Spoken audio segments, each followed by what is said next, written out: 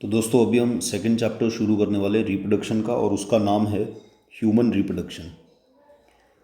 तो आज हमारा जो चैप्टर स्टार्ट हो रहा है दैट इज़ ह्यूमन रिप्रोडक्शन।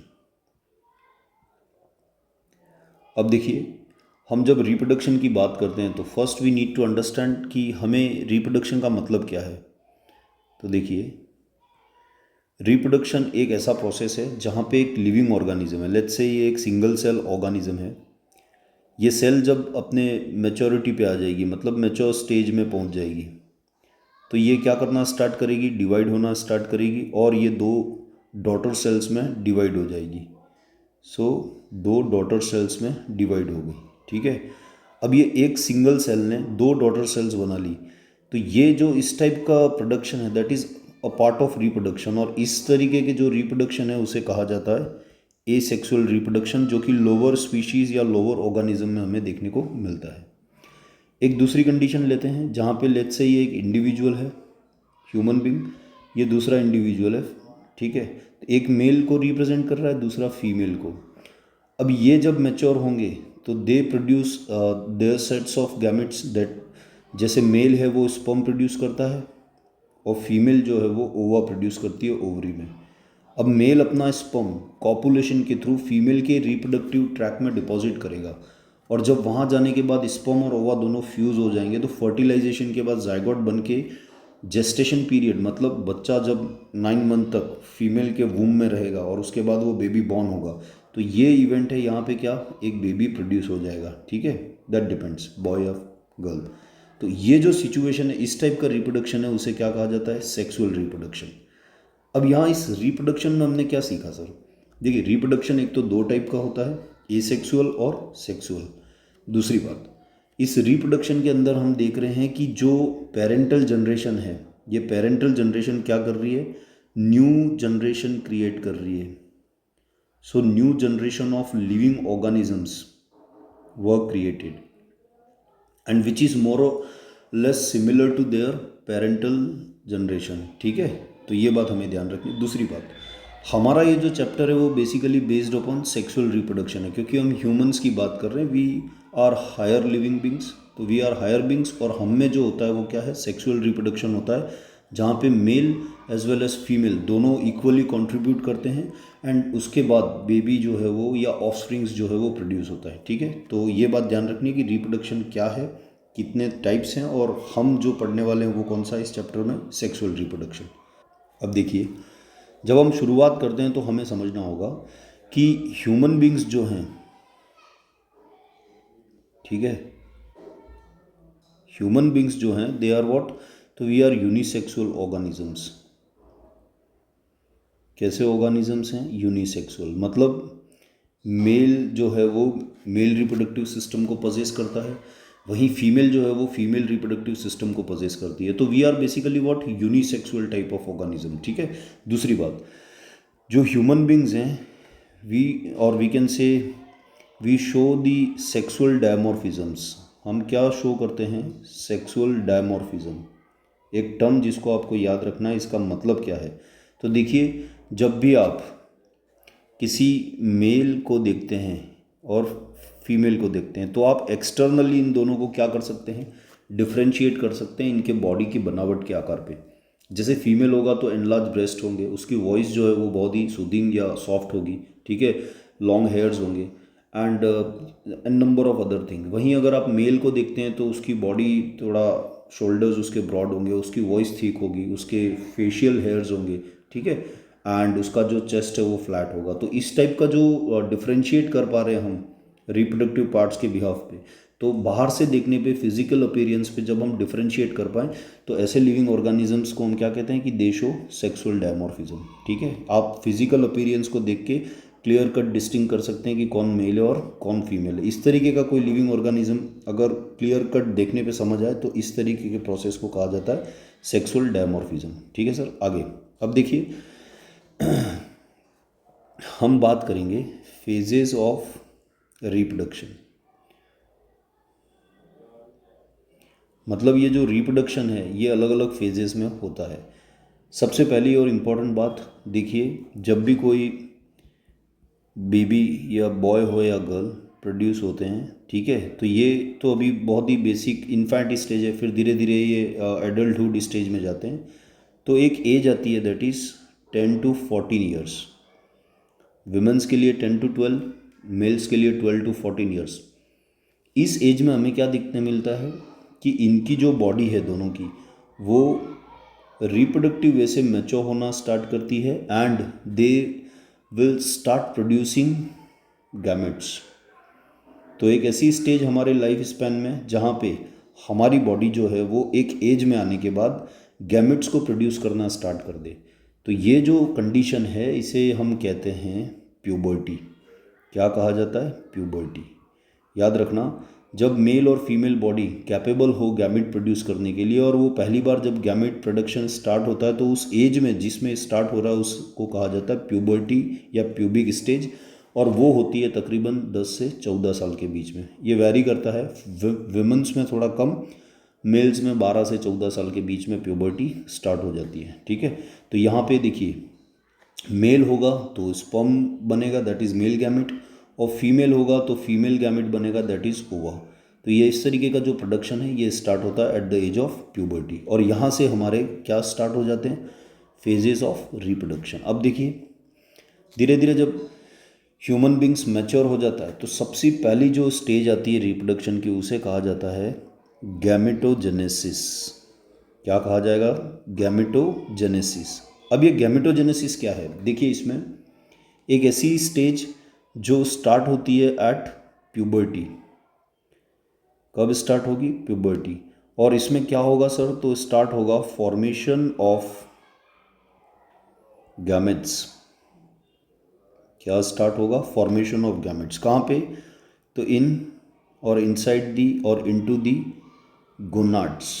अब ये गोनाड्स वर्ड आया आपके सामने, समझ लीजिए। गोनाड्स का मतलब होता है ऐसे सेक्स ऑर्गन्स जहाँ पे एक्चुअली मेल और फीमेल गैमेट्स का जो है वो प्रोडक्शन हो रहा है, उन्हें गोनाड्स कहा जाता है। जैसे मेल में अगर हम बात करें तो टेस्टिस जो होते हैं, ठीक है, उन्हें गोनाड्स कहा जाता है। जबकि फीमेल की बात करें तो ओवरी जो होती है उसे गोनाड्स कहा जाता है। अब टेस्टिस से क्या प्रोड्यूस होगा? स्पर्म्स, तो ये गैमेट्स है, मेल गैमेट्स। और ओवरी से क्या प्रोड्यूस होगा? ओवा, तो ये फीमेल गैमेट है। तो you just have to remember कि गैमेटोजेनेसिस रिप्रोडक्शन की वो फर्स्ट फेज है जो प्यूबर्टी पे स्टार्ट होती है, और इसमें क्या होता है? गैमेट्स का प्रोडक्शन होना स्टार्ट हो जाता है।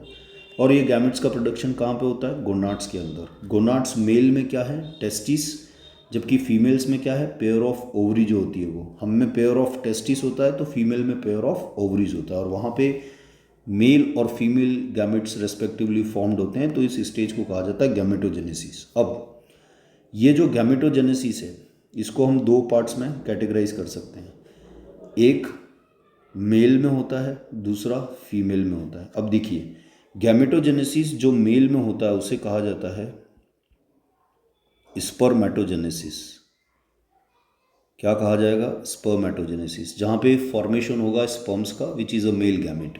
वहीं फीमेल में जो होता है that is called as oogenesis, और oogenesis में क्या होगा? Production of ova which is the female gamete. तो याद रखना है कि गैमेटोजेनेसिस दो डिफरेंट वे हो रहा है, एक मेल में जिसे स्पर्मेटोजेनेसिस कह रहे हैं, दूसरा फीमेल में which is called as oogenesis। Clear है यहाँ तक?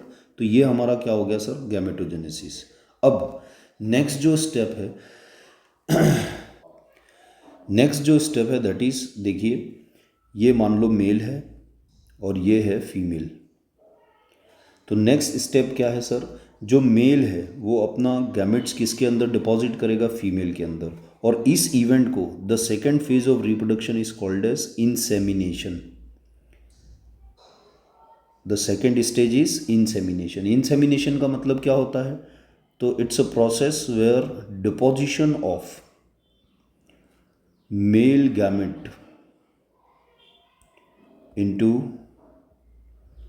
Female reproductive tract. तो एक ऐसा प्रोसेस जहाँ पे मेल गैमेट्स जो है वो फीमेल रिप्रोडक्टिव ट्रैक्ट के अंदर क्या किया जाता है? डिपॉजिट किया जाएगा। उसके डिपोजिशन को हम क्या कहते हैं? इंसेमिनेशन कहते हैं। और ये इंसेमिनेशन जो है वो क्या होगा? मेल के द्वारा अपने पेनिस के थ्रू स्पर्म्स को वुमेन की फीमेल रिप्रोडक्टिव ट्रैक्ट के अंदर डिपॉजिट किया जाता है। तो that event is called as insemination. ठीक है साहब? और यहाँ जो बेसिकली इवेंट होता है जो associated, that is called as copulation. ये हो गया सेकेंड स्टेप। अब आते हैं थर्ड स्टेप जो है that is called as fertilisation. Third step जो होगा रिप्रोडक्शन में which is known as fertilisation. अब फर्टिलाइजेशन में क्या हो रहा है, तो simple, fusion of male as well as female gametes.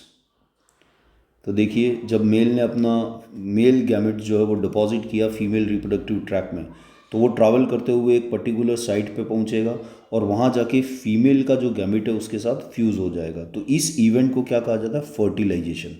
ठीक है, this is the third phase of reproduction, जहाँ पे फ्यूज़न हो रहा है मेल और फीमेल गैमेट्स के बीच में। अच्छा, दूसरी बात, मेल ने अपना गैमेट कहाँ डिपॉजिट करा, तो फीमेल रिप्रोडक्टिव ट्रैक में। ठीक है, अब ये फीमेल रिप्रोडक्टिव ट्रैक में ट्रैवल करते हुए आगे जाएगा और एक पर्टिकुलर पोर्शन जो आपको याद रखना है, 1 मिनट, दैट इज ओविडक्ट, या इसी को कहते हैं फैलोपियन ट्यूब। हम अभी इसको स्ट्रक्चर में समझेंगे जब फीमेल रिप्रोडक्टिव पार्ट पढ़ेंगे। तो ये वो पोर्शन है जहाँ पे फीमेल का ओवा पड़ा हुआ है। क्या पड़ा हुआ है, ओवा, which is a female gamete. और इसके साथ जाके हमारा जो मेल स्पर्म होता है वो क्या करेगा, फर्टिलाइज करेगा। तो बेसिकली ये ओविडक्ट या फैलोपियन ट्यूब जो है वो क्या कहलाती है, साइट ऑफ फर्टिलाइजेशन। याद रखना, it's a site of fertilisation, क्योंकि यहाँ पे ये दो जो डिफरेंट गैमेट्स हैं, मेल और फीमेल, दोनों एक जगह पे फ्यूज़ हो रहे हैं, और जिस जगह पे फ्यूज़ होते हैं उसे कहा जाता है ओविडक्ट। और ओविडक्ट या फैलोपियन ट्यूब को हम क्या कहते हैं, site of fertilisation. And this is the third phase of we can say reproduction. अब आ जाइए आगे। अब जैसे ही फर्टिलाइजेशन होगा तो इस थर्ड फेज में हमें जो आउटकम मिलेगा, ठीक है, वो आउटकम्स में क्या आएंगे सर, तो देखिए, जब दो हैप्लॉइड सेल्स का फ्यूज़न होगा तो यहाँ पे डिप्लॉइड सेल बनेगी, और वो डिप्लॉइड सेल्स क्या कहलाती है, जाइगोट। तो ये हमारा इस कंडीशन पे क्या है, outcome. You can call it zygote, या sometime it is written over blastos. ठीक है, तो ये जो जाइगोट या ब्लास्टोस बना है, ये वो स्टेज है जहाँ से फिर आगे आपका एम्ब्रियो फॉर्मेशन होना स्टार्ट होगा, और जेस्टेशन पीरियड में 9 मंथ के बाद एक बेबी बन के बाहर आएगा। Is it clear. तो बस ये बात ध्यान रखनी है कि फर्टिलाइजेशन का वो इवेंट जहाँ पे फ्यूज़न हो रहा है मेल और फीमेल गैमेट्स का, और जहाँ हो रहा है उसको कहा जाता है साइट ऑफ फर्टिलाइजेशन, जिसे हम ओविडक्ट के नाम से जानते हैं या फैलोपियन ट्यूब भी कहते हैं। एंड आउटकम क्या है सर, जाइगोट बनेगा। आगे देखिए next, the fourth stage is, the fourth one is called as division और क्लीवेज। अब ये डिवीजन और क्लीवेज में क्या है सर, देखिए, जैसे ये जाइगोट बन गया, अब ये जाइगोट जो है वो डिवाइड होना स्टार्ट करेगा। तो ये 4 बन गए, 8 बन गए, इस तरीके से अलग अलग स्टेज अंदर ही डिवीजन हो रहा है। तो एक तो क्या हुआ, डिवीजन, और फिर इसका क्या होना स्टार्ट होगा, डिफरेंशिएशन। तो division and differentiation takes place in the zygote, और इसी को क्या कहा जाता है, डिवीजन या क्लीवेज फेज कहा जाता है। ठीक है, अब ये धीरे धीरे अलग अलग स्टेज को अटेंड करेगा, जैसे मोरूला है, ब्लास्टूला है, ठीक है, गैस्ट्रूला है, इस तरीके से अलग अलग स्टेज को ये अटेंड करता हुआ 8 to 16 सेल स्टेज, फिर 32 सेल स्टेज, और इसके बाद धीरे धीरे धीरे ये मूव करते हुए फीमेल का जो फैलोपियन ट्यूब है उसको क्रॉस करके ये फीमेल के यूट्रस में आएगा। और यहाँ पे अब जो इवेंट होगा that is the fifth stage of the reproduction, and that is called as implantation. तो फिफ्थ स्टेज क्या है सर, इम्प्लांटेशन। अब इम्प्लांटेशन में क्या होगा, तो देखिए यहाँ पे इम्प्लांटेशन में जो जाइगोट है वो after the division and cleavage अलग अलग स्टेज को अटेंड करते हुए ब्लास्टोसिस्ट या ब्लास्टूला स्टेज से आगे बढ़ चुका है, और ये आके अब जो फीमेल का यूट्रस है, ठीक है, उसमें क्या हो जाएगा, इम्प्लांट। तो याद रखें, इम्प्लांटेशन होगा कहाँ पे, फीमेल के यूट्रस में। तो इसे यूट्रस को क्या कहा जाता है, साइट ऑफ इम्प्लांटेशन। ठीक है, तो यूट्रस को क्या कहा जाएगा sir, site of implantation. Clear, जहाँ पे वी कैन से कि फुली डेवलप जो एम्ब्रियो होगा वो आ जाएगा यूट्रस में, और वहाँ आके वो अटैच हो जाएगा आपके। देखिए, हम जब यूट्रस की बात करेंगे, या समझ लो एक बार, ये इस तरीके का यूट्रस है, ठीक है। इसमें 3 लेयर्स आपको दिखेंगी। ये है, यहाँ सबसे आउटर मोस्ट होगी दैट इज़ पेरीमेट्रियम, फिर एंडोमेट्रियम, और ये यहाँ पे अंदर की ओर आ जाएगी दैट इज़ एंडोमेट्रियम, उसके बाद मायोमेट्रियम, और ये पेरीमेट्रियम होगी। तो ये जो बेसिकली एंडोमेट्रियम है, यहाँ पे आके आपका क्या, जो एम्ब्रियो या जाइगोट है, फुली डेवलप्ड एम्ब्रियो, वो आके अटैच हो जाता है, ठीक है। तो ये जो इवेंट है इसे हम क्या कहते हैं, इम्प्लांटेशन कहते हैं, ठीक है सर। आगे बढ़िए, अब 6th स्टेज आएगा, और 6th स्टेज जो है that is placenta formation. You all know कि जब हम फीटल स्टेज पे होते हैं या एम्ब्रियोनिक स्टेज पे होते हैं, तो नरिशमेंट के लिए थोड़ा बहुत पोर्शन प्लेसेंटा का और थोड़ा बहुत मदर से आने वाला, इस तरीके से मिलके ये जो स्ट्रक्चर क्रिएट हो रहा है, जो हमें नरिशमेंट और गैसियस एक्सचेंज और वेस्ट को एलिमिनेट करने के काम आएगा, ठीक है। तो इस जो नली है, जो कनेक्शन है between the mother and foetus, ठीक है, उसी को क्या कहा जाता है, placenta. And it's a very important element. यहाँ से कुछ इंपॉर्टेंट एंटीबॉडीज़ भी जो है वो मदर के ब्लड से बेबी में जाती है फॉर इम्यूनिटी पर्पस, ठीक है। एंड उसके बाद जो मदर फीड करती है तो वो न्यूट्रिएंट फॉर्म में ब्लड के थ्रू बेबी को मिलता है। सेकंड, बेबी की सेल्स के अंदर बनने वाला जितना भी वेस्ट मटेरियल है वो भी एलिमिनेट होगा गैसियस फॉर्म में, या और वो भी प्लेसेंटा से ही होगा। तो प्लेसेंटा इज़ वेरी इंपॉर्टेंट। तो 6th स्टेज जो है दैट इज़ प्लेसेंटल फॉर्मेशन। अब 7th स्टेज आ जाएगा, and that is what we called as gastrulation. अब देखिए यहाँ पे गैस्ट्रुलेशन का मतलब क्या होता है सर, ये जो एम्ब्रियो आके डेवलप्ड हुआ है, अब इसके अंदर धीरे धीरे धीरे धीरे लेयरिंग होना स्टार्ट होती है, और इस तरीके से ये 3 जर्म लेयर्स बन जाती हैं। आपने सबने नाम सुना होगा, ठीक है। सबसे अंदर जो है that is called as endoderm, फिर बीच में जो है दैट इज़ मीजोडर्म, और सबसे आउटर जो है उसे कहा जाता है ectoderm. So how many layers we have, 3 layers, 3 germ layers बनती हैं, एंडोडर्म, मीजोडर्म और एक्टोडर्म। और ये जो जर्म लेयर्स हैं, ठीक है, गैस्ट्रुलेशन प्रोसेस में बनती है। तो यहाँ मैं लिख देता हूँ, this is actually the formation of germ layers, ठीक है। अब ये जो जर्म लेयर्स बनी हैं, इनका काम है अलग अलग डिफरेंट जो ऑर्गन्स हैं हमारे बॉडी के, उनको फॉर्म करने का। जैसे एंडोडर्म है तो वो स्किन को फॉर्म कर रहा है, तो मीजोडर्म जो है वो ह्यूमन हार्ट को फॉर्म कर रहा है। इस तरीके से रेस्पेक्टिव जो जर्म लेयर्स हैं वो अपने हिसाब से प्रॉपर ऑर्गन्स का फॉर्मेशन करती है, और ह्यूमन बॉडी में ऑर्गन्स का डेवलपमेंट होता है, उसे ऑर्गेनोजेनेसिस कहते हैं, ठीक है। नेक्स्ट आ जाइए, जो लास्ट स्टेप है that is called as the 8th step, and इस इवेंट को कहा जाता है पार्टूरिशन। इस इवेंट को क्या कहा जाता है, पार्टूरिशन। अब पार्टूरिशन क्या है, देखिए, जब फीमेल के बॉडी में जो एम्ब्रियो है वो 9 मंथ फेज पूरा कर लेता है, तो अब उसे हम फीटस, पूरा डेवलपमेंट हो चुका है उसका, तो वो यंग फुली डेवलप्ड जो चाइल्ड है उसको अब फीमेल बॉडी जो है वो एक्सपेल्ड करेगी, ठीक है। तो हम इसको कहते हैं एक्सपल्शन या expelling of fully developed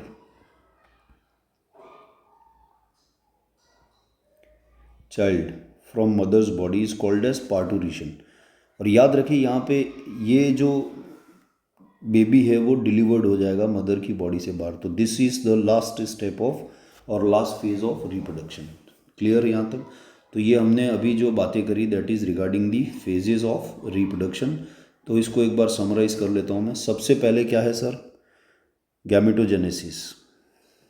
gametogenesis जिसमें गैमेट्स का फॉर्मेशन होगा। दूसरा क्या है, गैमेट्स बनने के बाद मेल जो है वो अपने मेल गैमेट्स को फीमेल रिप्रोडक्टिव ट्रैक में डिपॉजिट करता है, क्या कहा जाएगा, इंसेमिनेशन।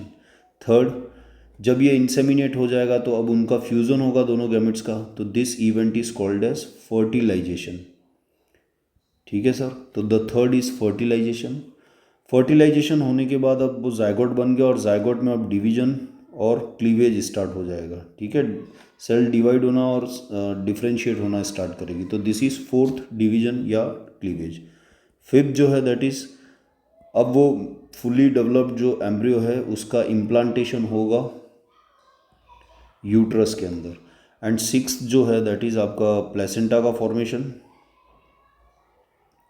एंड सेवेंथ हमने पढ़ा था दैट इज़ गैस्ट्रुलेशन, और उसके बाद ऑर्गन्स वगैरह फॉर्म्ड हो जाएंगे।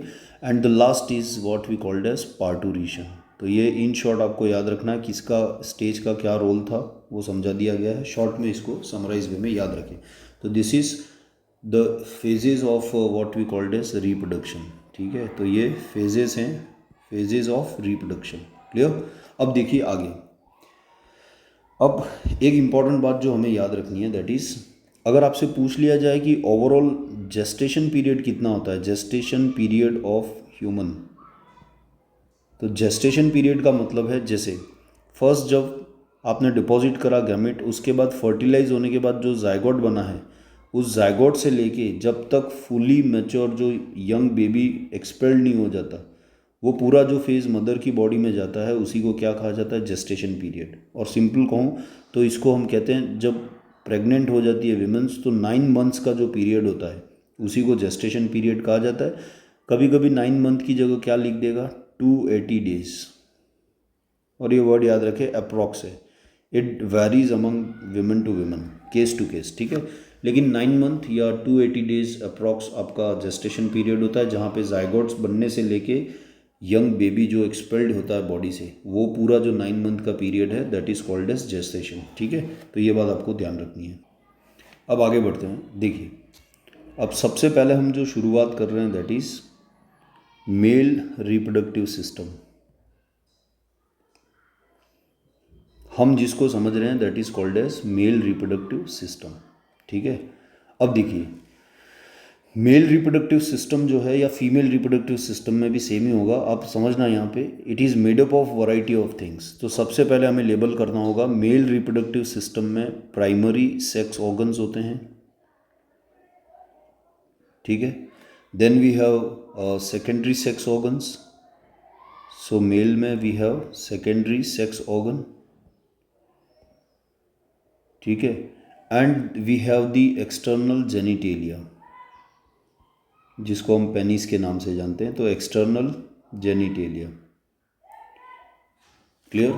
सो we have 3 things mail reproductive system में आपको याद रखना है। We have primary sex organ, secondary sex organ and external genitalia. ठीक है सर। अब देखिए, ये जो प्राइमरी सेक्स ऑर्गन है मेल के अंदर, इसे क्या कहा जाता है, टेस्टिस। ठीक है, या इसी को हम क्या बोल देते हैं, गोनाड्स, मेल गोनाड्स। ठीक, तो you just have to remember कि टेस्टिस जो है वो क्या है, प्राइमरी सेक्स ऑर्गन है। तो टेस्टिस जो है that is primary sex organ. पहले इसको समझ लेते हैं, फिर हम सेकेंडरी और एक्सटर्नल जेनिटेलिया पे आते हैं। देखिए सर, जब हम प्राइमरी सेक्स ऑर्गन की बात कर रहे हैं तो याद रखें मेल में प्राइमरी सेक्स ऑर्गन को क्या कहा जाता है, टेस्टिस कहा जाता है। ठीक है, और टेस्टिस जो है वो आपको याद रखना है कि ये जो बेसिकली पेयर में प्रेजेंस होते हैं, मतलब नंबर्स में हमारे पास 2 होते हैं, तो we have pair of testis. ठीक, दूसरी बात, इनकी लोकेशन इंपॉर्टेंट है। तो लोकेटेड कहाँ पे होते हैं, तो लोकेशन याद रखें आप, ये एक्स्ट्रा एब्डोमिनल कैविटी में होते हैं प्रेजेंस, एक्स्ट्रा एब्डोमिनल कैविटी या आउटसाइड द एब्डोमिनल कैविटी कह लो आप। ठीक है, और वो जो लोकेशन है जिस पाउच में ये बंद होते हैं that is called as scrotum. क्या कहा जाता है उसे, स्क्रोटम। तो we have pair of testis which is the primary sex organ male के लिए, और उनकी जो लोकेशन है सर वो है एक्स्ट्रा एब्डोमिनल या आउटसाइड द एब्डोमिनल कैविटी, और जनरली वो जहाँ पे होते हैं जिस पाउच के अंदर, उसे कहा जाता है स्क्रोटम। अब देखिए वो किस तरीके से हमें नज़र आता है, ये इट्स लुक लाइक दिस, ये स्क्रोटम है। ठीक है, और ये वाला जो पोर्शन है this is called as cavity, और इस कैविटी के अंदर यहाँ पे आपका क्या प्लेस्ड होगा, टेस्टिस। तो नंबर्स में 2 and we have a pair of testis. Clear. और ये जो पोर्शन है ब्लू में that is called as scrotum, इन्हें कहा जाता है टेस्टिस। और देखिए एक इंटरेस्टिंग फैक्ट ये है टेस्टिस जो होते हैं वो हमारी एम्ब्रियोनिक स्टेज में ही बन जाते हैं एब्डोमिनल कैविटी में।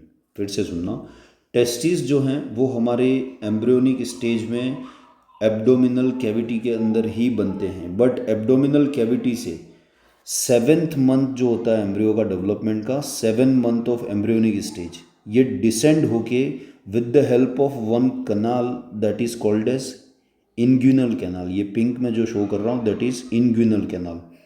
इस इंग्यूनल कैनाल से टेस्टिस जो है वो डिसेंड करके हमेशा के लिए कहाँ आ जाते हैं, स्क्रोटम में। और उसके पीछे रीज़न है वो अभी मैं समझाता हूँ, but you just have to remember कि कौन से एम्ब्रियोनिक मंथ में, मतलब एक बॉय बेबी उसका 7 मंथ चल रहा है एम्ब्रियोनिक स्टेज का या जेस्टेशन पीरियड का, तो उस स्टेज पे एब्डोमिनल कैविटी से स्लाइड करते हुए ये टेस्टिस जो है परमानेंटली कहाँ पे आके सेट हो जाएंगे, स्क्रोटम में। ठीक है, पहला पॉइंट। दूसरी बात, ये जो स्क्रोटम है इट्स वेरी इंपॉर्टेंट एलिमेंट। ये बेसिकली क्या है, it's acted as a thermo regulator. ये किसकी तरह काम करता है सर, थर्मो रेगुलेटर। क्या कह रहे हो आप, तो देखिए यहाँ हमें एक चीज़ ध्यान रखनी है, हमारे बॉडी का जो कांस्टेंट टेम्परेचर है, मतलब फिक्स जो टेम्परेचर है वो कितना रहता है, इंटरनल टेम्परेचर 37 डिग्री सेल्सियस। अब ये जो टेम्परेचर है ना, इट्स नॉट सूटेबल, ये हमारे बॉडी में स्पर्म्स के प्रोडक्शन के लिए सूटेबल नहीं होता है। तो हमारा जो बॉडी का इंटरनल टेम्परेचर है वो तो कांस्टेंट है 37 डिग्री सेल्सियस, और हम कह रहे हैं उस पर स्पर्म्स का फॉर्मेशन नहीं होगा, तो फिर स्पर्म्स बनेंगे कैसे। तो इसीलिए साहब 7th एम्ब्रियोनिक मंथ जो होता है डेवलपमेंट का, उस समय ये टेस्टिस डिसेंड होके अपने रेस्पेक्टिव स्क्रोटम में आ जाते हैं, और स्क्रोटम जो होता है वो थर्मो रेगुलेटर की तरह एक्ट करता है। स्क्रोटम के अंदर आपका जो बॉडी टेम्परेचर है जैसे 37 डिग्री सेल्सियस, उससे हमेशा बिलो रहेगा बॉडी टेम्परेचर से 2 से लेके 2.5 डिग्री सेल्सियस। याद रखना है, इट्स इम्पॉर्टेंट कि स्क्रोटम के अंदर टेम्परेचर हमेशा 2 से लेके 2.5 degree Celsius below the body temperature रहेगा। और इस टेम्परेचर पे, मतलब यहाँ 37 है तो 35 या 34.5 डिग्री सेल्सियस पे आसानी से क्या प्रोडक्शन होगा टेस्टिस में, स्पर्म्स का। तो ये बात ध्यान रखनी है कि स्क्रोटम जो होता है वो रेगुलेट कर देता है टेम्परेचर को, and this is called as thermo regulator. अब यहाँ क्वेश्चन ये आता है कि यार स्क्रोटम में ऐसा क्या है, तो देखिए you just have to remember this. एक बहुत ही इंपॉर्टेंट टाइप ऑफ मसल्स होते हैं जिन्हें कहते हैं हम डर्टोस मसल्स। क्या कहा जाता है, डर्टोस मसल्स। ये डर्टोस मसल्स जो हैं वो टेम्परेचर को क्या करते हैं, रेगुलेट करते हैं। तो regulation of temperature inside the testis. ठीक है, तो ये बात याद रखनी है, डर्टोस मसल्स जो हैं वो टेम्परेचर को रेगुलेट करने का काम करते हैं टेस्टिस के अंदर। क्लियर। अब देखिए हमने यहाँ पे ये बातें बेसिक समझ ली है। एक तो क्या है सर, पेयर ऑफ टेस्टिस होते हैं। Testis basically primary sex organ है। एक्स्ट्रा एब्डोमिनल कैविटी में प्रेजेंस होते हैं, वो भी स्क्रोटम के अंदर।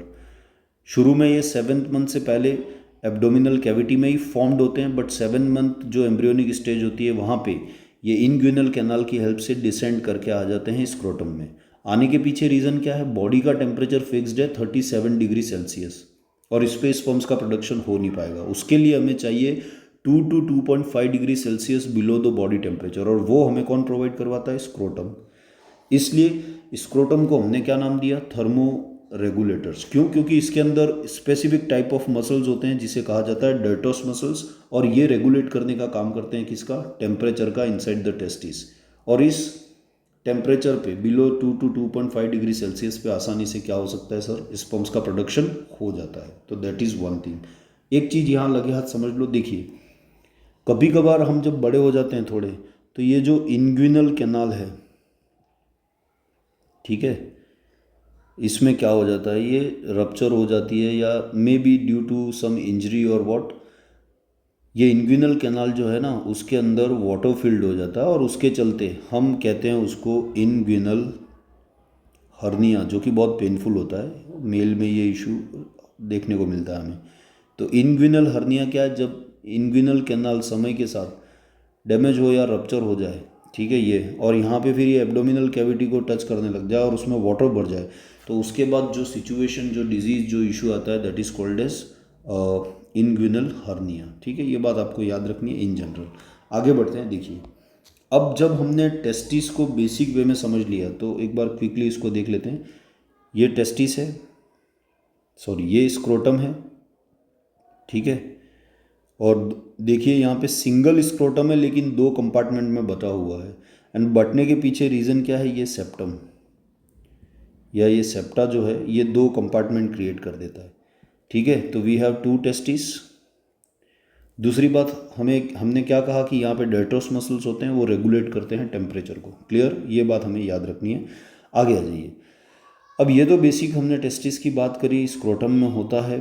ठीक है, दूसरा एक चीज़ और याद रखें, जैसे बहुत ही ऐसा इंपॉर्टेंट नहीं है बट समझ लीजिए, बात चल रही है तो विंटर के टाइम पे जब बाहर टेम्परेचर कम हो जाता है तो विंटर के टाइम पे ये टेस्टिस का जो ये स्क्रोटम वाला पोर्शन है, स्क्रोटम्स क्या हैं, नियर आ जाते हैं, नियर द बॉडी। ठीक है, तो थोड़े टाइट होके नियर द बॉडी आ जाएंगे। क्यों? ताकि उनको बॉडी का क्या मिल पाए, हीट। ये एक कंडीशन है। दूसरा, जैसे ही समर स्टार्ट होता है, बाहर टेम्परेचर अप होता है, तो ये जो टेस्टिस है वो लूज़ होना स्टार्ट होता है। स्क्रोटम जो है वो, उसकी लेयर जो है वो पाउच लूज़ होगा, और टेस्टिस, जब स्क्रोटम लूज़ होगा तो वो ऑटोमेटिकली टेस्टिस भी अवे हो जाएंगे फ्रॉम द बॉडी, तो उसको हीट नहीं मिल पाएगी। This is how the things are taking place. Clear.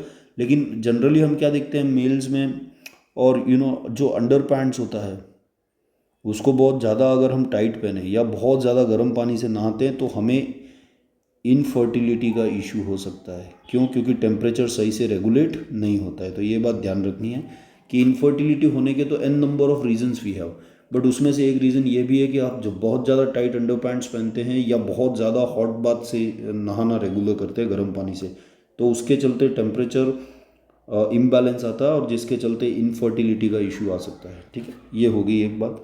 आगे बढ़ते हैं। अब देखिए, हम बात करेंगे internal structure of testis. So now we are talking about internal structure of testis. देखिए, ये हमारा टेस्टिस मान लो हमने बना दिया, दिस इज टेस्टिस। क्लियर। तो ये टेस्टिस है। अब ये टेस्टिस की ये जो लेयर है इसको कहा जाता है ट्यूनिका एल्बुजिना। देखिए एनसीईआरटी में ये नाम दे रखा है, बाकी एक्स्ट्रा एक और लेयर होती है जिसका नाम नहीं दे रखा, लेकिन मैं बता देता हूँ और याद रख सकते हैं आप। ये जो आउटर कवरिंग है एकदम टेस्टिस की, इस पिंक वाले को कहा जाएगा ट्यूनिका वजाइनलिस। तो देखिए, एक इंटरनल है ट्यूनिका एल्बुजिना, दूसरा आउटर है that is called as tunica vaginalis. ये बेसिकली कवर करने का काम करते हैं टेस्टिस को। अब ये जो ट्यूनिका एल्बुजिना है ये अंदर से फोल्ड होती है और कुछ इस तरीके से स्ट्रक्चर बनना स्टार्ट हो जाता है। ठीक है, ये सेप्टास बन जाएंगे और यू कैन सी कि कंपार्टमेंटलाइजेशन हो जाएगा टेस्टिस का। तो ये इंटरनल स्ट्रक्चर है भाई साहब टेस्टिस का, जहाँ पे हम क्या देख रहे हैं, ट्यूनिका एल्बुजिना जो है इन्वेजिनेशन कर देती है, मतलब वो अंदर की ओर मुड़ के ऐसे फोल्ड्स बना लेती है। ठीक है, इन फोल्ड्स को कहा जाता है testicular septa. So this is called as testicular septa. और इन फोल्ड्स के चलते ये जो बीच में गैप आ रहा है इसे कहा जाता है टेस्टिकुलर लोब्स। तो दिस इज टेस्टिकुलर लोब्स। ठीक है, तो याद रखें ट्यूनिका एल्बुजिना जो है वो इन्वेजिनेशन करती है, जिसके चलते इस तरीके का सेप्टा बनता है, और सेप्टा के चलते कंपार्टमेंटलाइजेशन बन जाता है टेस्टिस में, जिसे हम कहते हैं टेस्टिकुलर लोब्स, जो कि हर टेस्टिस में तकरीबन इनका जो नंबर्स है वो वेरी करेगा 2 to 300 टेस्टिकुलर लोब्स, या इन्हीं को कहा जाता है कंपार्टमेंट्स। सो या तो कंपार्टमेंट्स कह लो टेस्टिकुलर, या टेस्टिकुलर लोब्स कह लो, जो संख्या में होते हैं 200 से 300। अब देखिए साहब नेक्स्ट, ये जो टेस्टिकुलर लोब है, ईच टेस्टिकुलर लोब जो टेस्टिस के अंदर है उसके अंदर आपको देखने को मिलेगा 1 से लेके 3 seminiferous tubule, highly coiled seminiferous tubules होंगी। कुछ इस तरीके से। ठीक है, तो ये बात आपको याद रखनी है कि ये जो पिंक कलर ब्लू कलर में जो बना है दैट इज सेमिनिफेरस ट्यूब्यूल।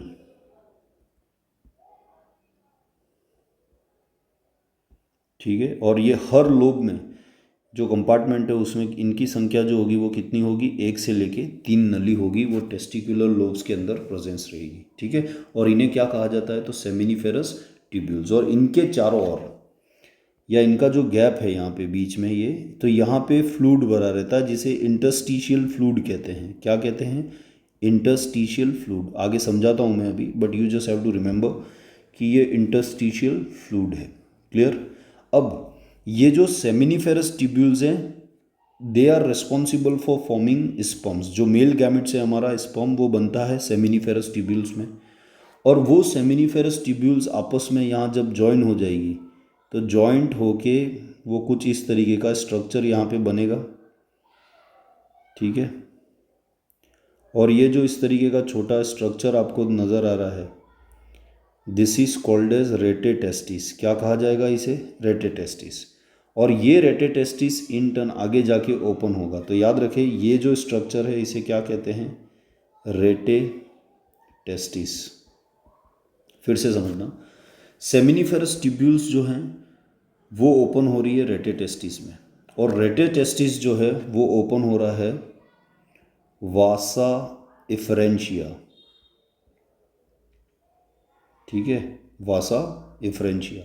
और वासा इफ्रेंशिया जो है वो फर्दर यहाँ पे इस तरीके से एक स्ट्रक्चर अराइज होगा जिसे हम कहते हैं एपिडिडाइमिस। तो एपिडिडाइमिस में ओपन होगा। सबको मैं डिटेल में समझाऊंगा बट अभी रफ में एक बार समझ लीजिए।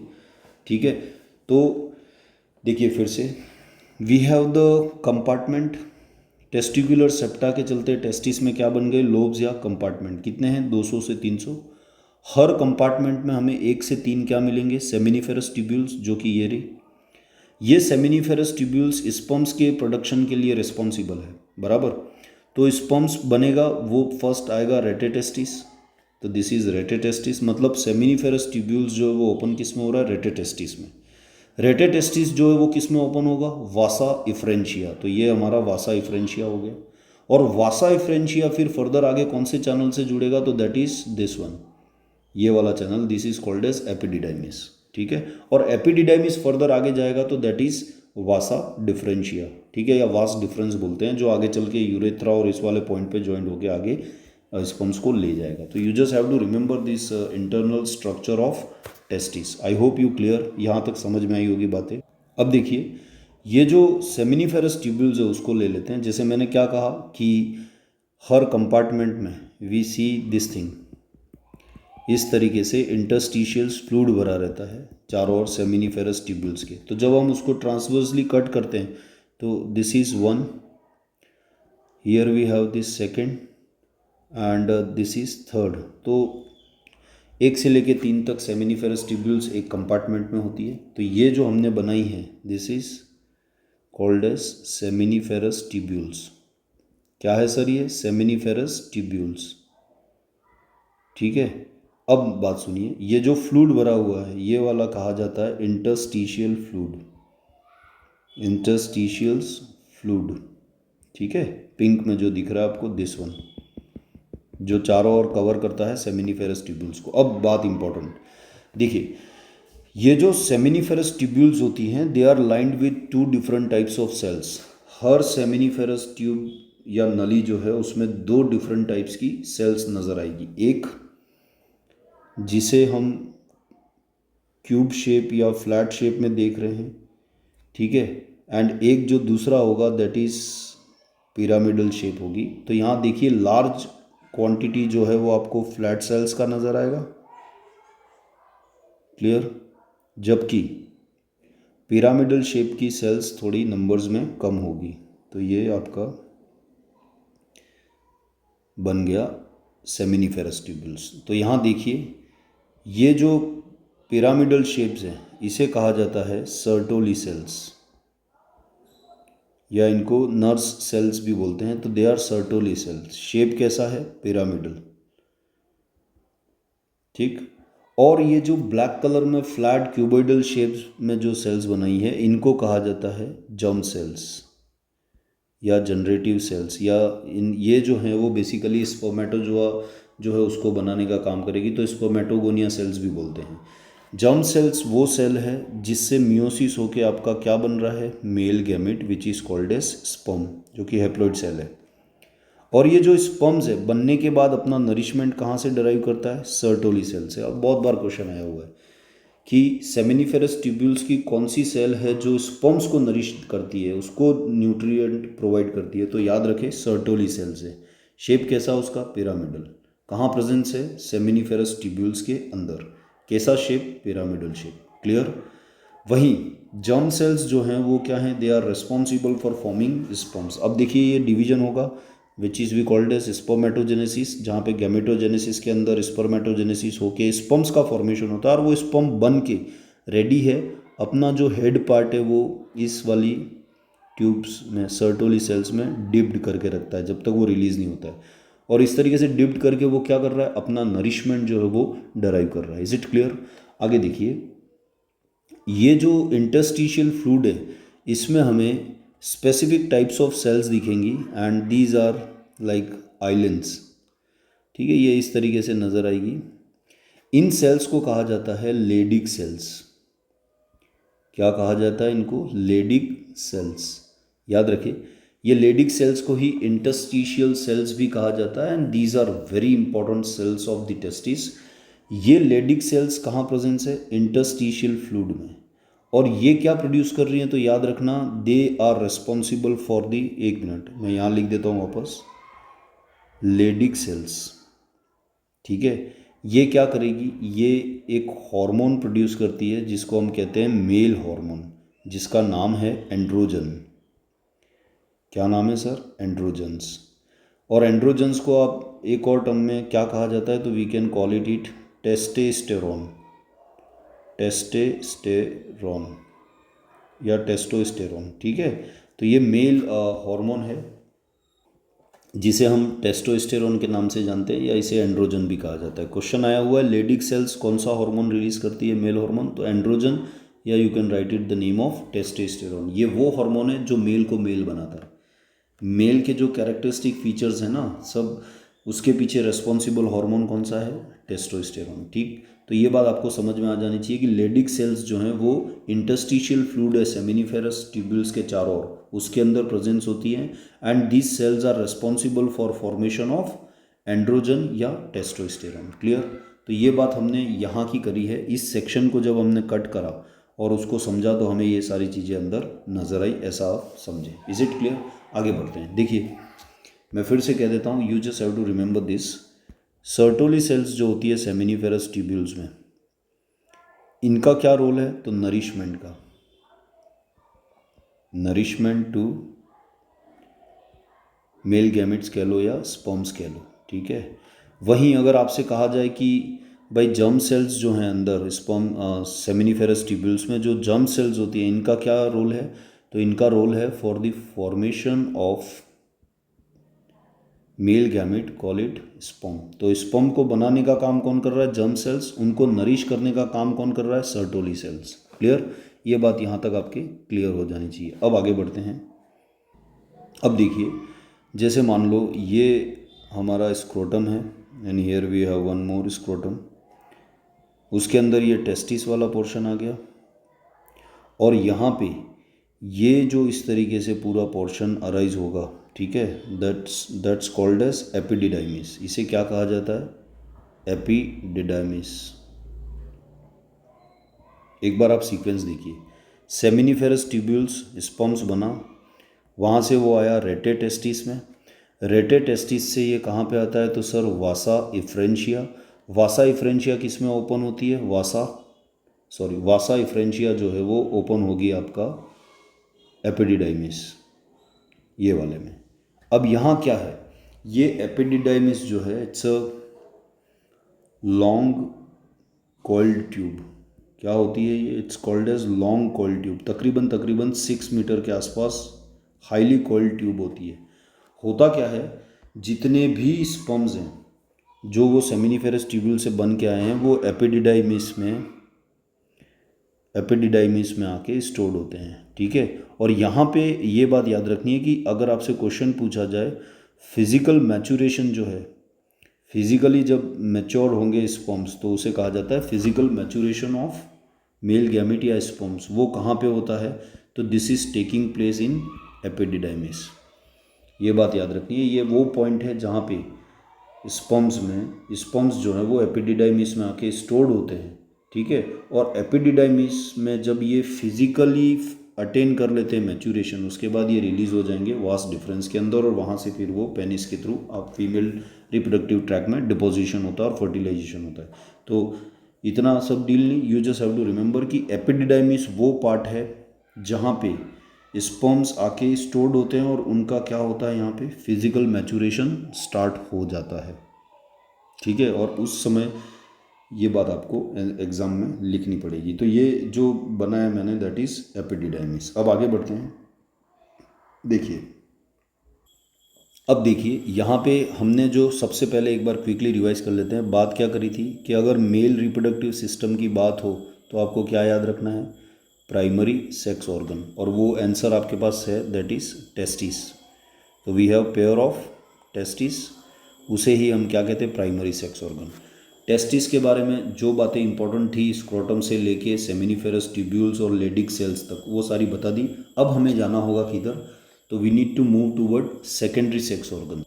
देखिए, सेकेंडरी जो सेक्स ऑर्गन्स हैं, ठीक है, उनको भी हम दो पार्ट्स में कैटेगराइज कर लेंगे। तो सेकेंडरी सेक्स ऑर्गन में एक तो आपका आप कहेंगे accessory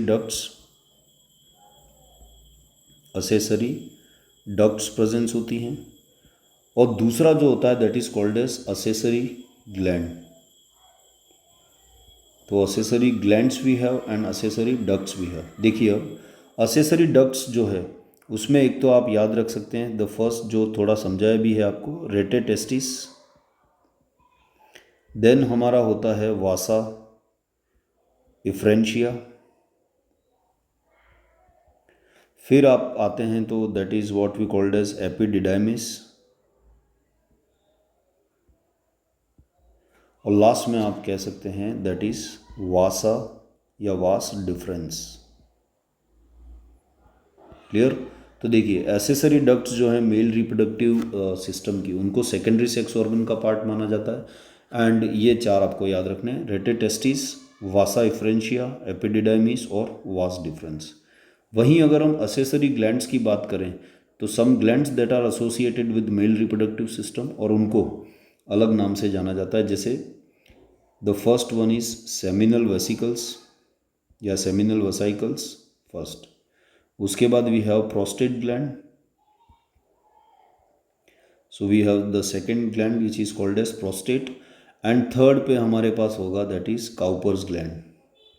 so we have pair of seminal vesicles, then एक यूनिट होती है single prostate gland, and again we have pair of Cowper glands. तो ये जो ग्लैंड्स हैं they also play very important role in the process of reproduction, और इनको कहा जाता है असेसरी ग्लैंड्स, ठीक है। और असेसरी डक्ट्स में ये सारे नाम हैं, और इनको जनरली क्या कहा जाता है, सेकेंडरी सेक्स ऑर्गन्स। ये डायरेक्टली एज सच रिप्रोडक्शन में कुछ पार्टिसिपेट नहीं कर रहे हैं, ये वे दे रहे हैं जहाँ से स्पर्म को कैरी करके पेनिस तक लाया जाएगा। ग्लैंड्स बहुत सारा इंपॉर्टेंट रोल प्ले करेगी, फ्लूइड्स बनाएगी, सीमन बनाएगी। तो स्पर्म जो बन रहा है वो टेस्टिस है, और टेस्टिस को इसीलिए हमने प्राइमरी सेक्स ऑर्गन बोला। तो ये बात आपको ध्यान रखनी है, सेकेंडरी सेक्स ऑर्गन। इसको डायग्राम में भी आपको समझ में भी आ जाएगा। एंड लास्ट में हमारे पास the third thing is what we have, external genitalia. So we have this external genitalia, जिसे हम किस नाम से जानते हैं, तो पेनिस। क्लियर। जो कॉपुलेशन या deposition of male gametes in female reproductive tract, उसमें ये काम आएगा। क्लियर। तो ये बातें आपको कुछ याद रखनी है। This is secondary sex organ. Primary sex organ की बात हम ऑलरेडी कर चुके हैं, विच इज टेस्टिस, ये रहा, ठीक है। तो प्राइमरी सेक्स ऑर्गन हो गया। Then we have this secondary sex organs, जहाँ पे दो पार्ट्स हैं, असेसरी डक्ट्स हैं एंड असेसरी ग्लैंड्स हैं। और उसके बाद थर्ड जो हमारे पास है दैट इज़ एक्सटर्नल जेनिटेलिया, जिसे कहा जाता है पेनिस, जो डिपोजिशन के काम आएगा। क्लियर। अब आ जाइए डायग्राम पे और इन चीज़ों को एक साथ समझ लेते हैं। देखिए सर, इनको थोड़ा दूर बनाना पड़ेगा ताकि वी कैन अंडरस्टैंड ईजीली। ये है हमारा टेस्टिस। क्लियर। और ये देखिए बोर्ड इस डिजिटल टैब पे बना रहा हूँ तो थोड़ा सा वेग हो सकता है, बट इसीलिए आप समझ जाएंगे, ये तो श्योर है। यहाँ से आपको अराइज होता हुआ दिखेगा एपिडिडाइमिस, जो कि पोस्टीरियर पार्ट जो होता है टेस्टिस का, वहाँ से इस तरीके से अटैच होती है। ठीक है। अब इसके बाद ये जो पोर्शन है यहाँ से इस तरीके से जो अराइज होगी tube long, this is called as vas deferens. क्या कहा जाता है इसे? Vas deferens. तो ये जो है दैट इज वास डिफरेंस। क्लियर। अब यहाँ पे आपको मिलेगा यूरिनरी ब्लैडर। तो ये है यूरिनरी ब्लैडर। देखिए sir, this is urinary bladder. एक minute,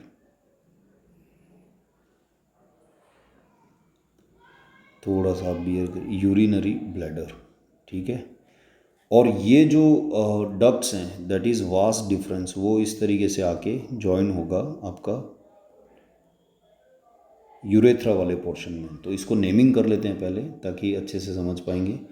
this is called as urinary bladder. क्या कहा जाएगा सर? Urinary bladder. और ये जो पॉइंट है इसे कहा जाता है यूरेथ्रा। ठीक। और आगे फिर ये इस तरीके से चला जाएगा and that is going to form penis. तो ये क्या फॉर्म कर लेगा? पेनिस। क्लियर। अब देखिए, ये जो पोर्शन है वास डिफरेंस का, इस एंड पे आपको थोड़ा सा स्वेलिंग नज़र आएगी लाइक दिस वे, और इस स्वेलिंग को कहा जाता है एम्पुला रीजन। क्या कहा जाता है? तो दिस इज एम्पुला। क्लियर। इसको कहा जाएगा एम्पुला। ये जो नली है इसे हम क्या कह रहे हैं? तो this is termed as vas deferens. Clear. और अब देखिए बात आती है ग्लैंड्स की। तो ये जो एम्पुलरी रीजन है यहाँ से अराइज होगी लाइक दिस वे, और ये क्या है आपका सेमिनल वेसिकल्स पेयर में जो है राइट और लेफ्ट पार्ट पे। तो दिस इज सेमिनल वेसिकल्स। ठीक है। और ये बन चुकी है यहाँ पे, तो you just have to erase it ताकि अच्छे से समझ में आएगा। ठीक है। तो एम्पुला क्या है और वो सारी चीज़ें समझ में आ गई होंगी। अब सेमिनल वेसिकल्स से जो भी सिक्रीशन होगा वो सीधा डायरेक्टली पोर होगा कहाँ पे? वास डिफरेंस के अंदर। और वास डिफरेंस आगे कहाँ ओपन हो रही है? तो यू विल सी कि ये जो यूरेथ्रा वाला पॉइंट है यहाँ पे ओपन होगा। ठीक है। इसको बना देते हैं।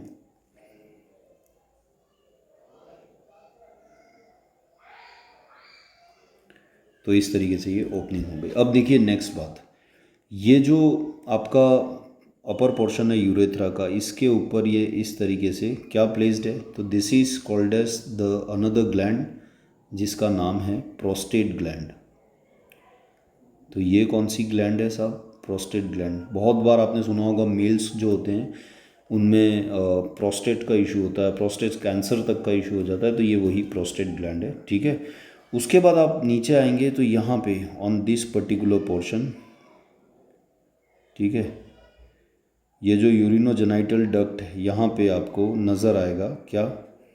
तो this is called as Cowper glands.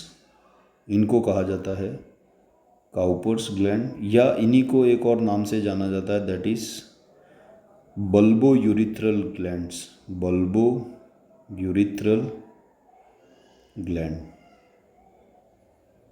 ठीक है। तो ये नाम भी याद रखना है कि इसको बल्बो यूरिथ्रल ग्लैंड्स या काउपर ग्लैंड्स कहा जाता है। तो देखिए अब आप क्लियर कट समझने की कोशिश करना। असेसरी डक्ट्स और एवरीथिंग इज देयर। यहाँ पे सबसे पहले पिंक में जो अराइज हो रहा है दैट इज एपिडिडाइमिस। उसके बाद उससे अराइज हो रहा है वास डिफरेंस। वास डिफरेंस में ओपन हो रहा है सेमिनी वेसिकल्स, प्रोस्टेट ग्लैंड का सीक्रीशन, और आगे चल के जो ये यूरिनोजेनाइटल डक्ट्स है उसके अंदर इवन काउपर ग्लैंड या बल्बोयूरिथ्रल का जो सीक्रेशन है वो भी आ जाएगा along with the sperms, and this is how the things are taking place. ठीक है, ये जो पॉइंट होता है पेनिस का, जहाँ पे इट्स लुक लाइक दिस, जहाँ से हम यूरिनेशन भी करते हैं और स्पर्म्स को रिलीज करते हैं, इसको कहा जाता है परप्यूस। अब देखिए, ये जो हमने लिखा हुआ है दैट इज़ यूरेथ्रा। ठीक है, तो ये यूरिनरी ब्लैडर से ओरिजिनेट हो रहा है, ये वाला पोर्शन कहलाता है यूरेथ्रा। और ये अपने साथ क्या कैरी करता है, तो सिंपल सी बात है, यहाँ से आने वाला स्पर्म्स और यहाँ से आने वाला यूरिन, ये दोनों इस तरीके से इस पॉइंट से कैरी होके बाहर निकलेंगे। ठीक है, जिसे कहा जाता है यूरिथ्रल मीटस। जी, जो इसकी एक्सटर्नल ओपनिंग होगी यूरेथ्रा की, उसे कहा जाता है यूरिथ्रल मीटस। ठीक है, अब देखिए आगे, यहाँ पे ये जो ग्लैंड्स बना रखी है हमने, वन काउपर, प्रोस्टेट और सेमिनल वेसिकल्स, इनका भी बहुत इंपॉर्टेंट रोल है। तो देख लेते हैं क्या क्या रोल है। जैसे अगर हम बात करें प्रोस्टेट ग्लैंड की, ठीक है, तो ये जनरली यूरेथ्रा का जो पोर्शन है उसको सराउंड करके रहती है, एंड ये प्रोड्यूस करती है मिल्की सीक्रेशन। मिल्क जैसा सीक्रेशन होता है, तो मिल्की सीक्रेशन इज़ देयर। और इसके अंदर आप कह सकते हैं कि ये जो है वो सीमेन बनाने का काम करेगा, विच इज़ अ वाइटिश फ्लूइड। ठीक है, और इसके अंदर कुछ और चीज़ें भी मिली रहती है, याद रखना इस मिल्की सीक्रेशन में, सिट्रिक एसिड्स। ठीक है, उसके अलावा हम कह सकते हैं लिपिड्स होंगे बहुत सारे अलग अलग, and N number of other enzymes. ठीक है, और ये एक्चुअली जो प्रोस्टेट ग्लैंड से ये सारी चीज़ें जो निकल रही है मिल्की सीक्रेशन की फॉर्म में, ये बेसिकली आप कह सकते हैं नरिश करने का काम करेगी। तो नरिशमेंट ऑफ